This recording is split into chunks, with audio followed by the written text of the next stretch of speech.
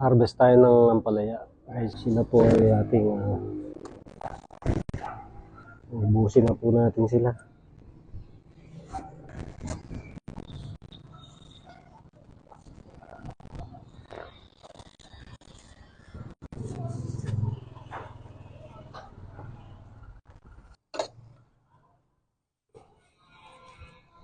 Ayan.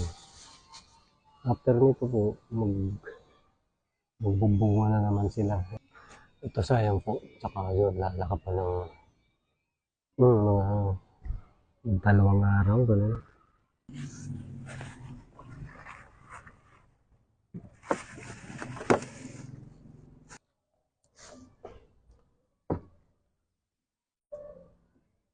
Ayan, marami na naman po tayo.